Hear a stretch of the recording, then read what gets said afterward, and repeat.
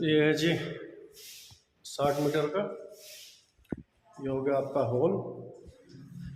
और जी है किचन, अभी इसमें काम चल रहा है। किचन में काफ़ी स्पेस है। और ये आपका बेडरूम हो गया एक। और जी बेडरूम, इधर होगी बालकनी।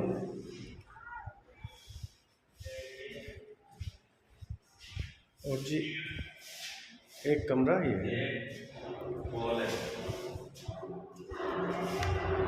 एक कमरा।